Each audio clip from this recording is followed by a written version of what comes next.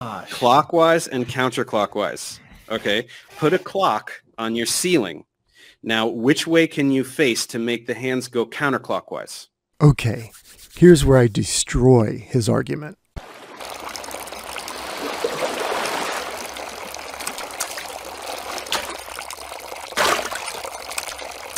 Sphere rotates. We'll go with the celestial sphere rotating.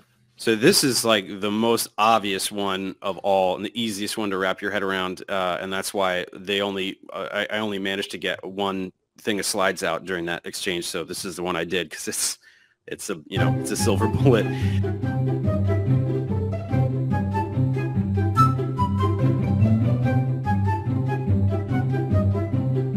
In the northern hemisphere, the night sky goes counterclockwise around the north celestial pole, and in the southern hemisphere, it goes the other way, clockwise.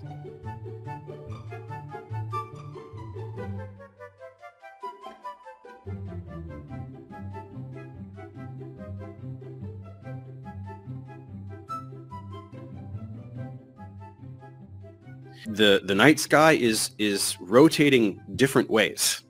Right. Now, on this flat pizza, you've got one guy towards the edge, one guy towards the center. They're looking up, and the sky is rotating in opposite directions. Right. How does that make an ounce of sense? It makes no sense.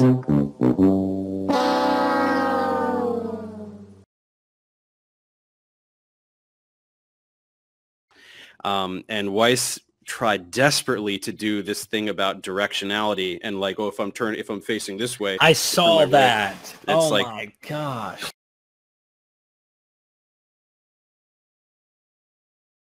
On the flat Earth, how do people see the sky rotating in different directions? Because Explain you're that. facing in different directions, David. What do you mean facing in different directions? Facing in different directions. Facing in different directions. So you turn around, you look south. Okay, stars are rising out of the east, and it's counterclockwise. No, it's clockwise. It's clockwise. Oh no, it's clockwise. I gotta get out of here. Oh no. What? How can it be? How can it be? How can it be two different rotations? Maybe I should pull the plug. I'll just, it'll look like I got disconnected. No, I'll go to the old playbook. Dumb flat earther. Yeah. No, flurf. No, how about this? You've got discount goal, yeah. The maths. He didn't say the maths. Wait, he didn't say clockwise. That's what I'll use. I'll use clockwise, counterclockwise. There's no argument there. There's nothing to argue. Okay, now do clockwise and counterclockwise, because that's really what we're talking about. I got away with it. He didn't say clockwise. He didn't say clockwise. Clockwise versus counterclockwise. Professor Dave, this is P-brane. You're busted. It rotates clockwise when you look south. Just as David Weiss said, when you look south, they're going the other way. He didn't say clockwise, and you got all excited because you got off the hook. But no, that's counterclockwise when you look north, and clockwise when you look south. All one rotation around the north celestial center with a clockwise produced counter rotation when you look south. I'll explain more in a minute. Gosh. Clockwise and counterclockwise. Okay. Put a clock on your ceiling. Now, which way can you face to make the hands go counterclockwise? Okay. Here's where I destroy his argument.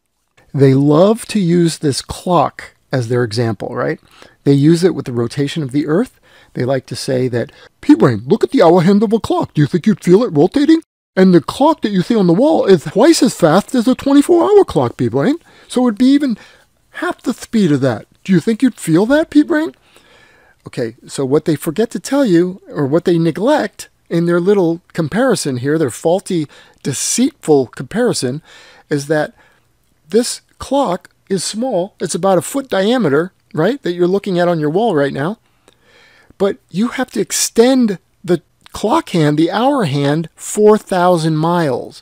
When you extend it 4,000 miles, the end of that clock hand, which is sticking out right at the equator, is doing over 1,000 miles per hour. This part they don't tell you. They never bring that up. They hate that. I'll always say they didn't come up with the equatorial bulge of 14 miles high around the equator and a flattening of the poles based on the rotational period of one rotation, 24 hours. Duh. They came up with the warping of the Earth, this equatorial bulge, this oblique spheroid, based on the rim speed of 1,000 miles per hour at the equator. That's how they came up with it. And maybe somebody knew what I've been making the argument that Newton's first law of motion, an object in motion will tend to stay in motion at a constant speed in a straight line. All of the latitude lines are a turn except for the equator. So all the matter, all the rock, dirt, beyond measurable volume and weight would want to go straight. A sphere is forcing you, a rotating sphere is forcing you to turn at all latitudes. It's a turn. So the ground and everything wants to go straight. Everything wants to go at a tangent or at a right angle to the axis of rotation. And that takes everything to the equator. That's why we see water go to the equator of a spinning ball. Okay, that's another point. But I just want to bring up how they love to use the clock, but they distort it. They're being deceitful, or I don't know if it's conscious or unconscious. So they have this little clock. Now he says, which way can you face, if you put that clock on the wall or on your ceiling, which way can you face to have it going the other way, counterclockwise? Now, of course, it's confusing because the north rotation is counterclockwise, and he's talking about a clock, which is clockwise. So just keep that in mind. Okay, so he says, put a clock on your ceiling. Now, which way can you face to make the hands go counterclockwise? Which way is that? Well, in the case of the rotating stars, you have to look south. But in the case of your clock, you have to look away from the clock. But you have to extend the clock hands out thousands of miles so that you can see the result of perspective. And now you'll see the clock hands going clockwise in the south, counterclockwise in the north, clockwise in the south. Right? There's no way it goes clockwise. It's a clock. But it's very, very, very obvious on a sphere, right? If you are facing the North Pole, everything's rising in the east and it's going that way. And if you're facing the South Pole, it's the opposite. What do you mean everything's the opposite? Are you saying that everything's rising in the west? Put a clock on your ceiling. Now, which way can you face to make the hands go counterclockwise? Which way is that, right? There's no way it goes clockwise. It's a clock. So he says, which way can you look at this clock or look away from this clock to see it rotating counterclockwise? He goes, you can't. It's a clock. Oh, they get a big chuckle, and they both think that they said something smart. Well, no, they're forgetting. Take that same clock, obviously, too. If you're still looking at the clock, if you're still, looking to see if the clock changes directions no matter where you put it in the room, you're still, Professor Dave Dum-Dum, you're still looking at the North Celestial rotation.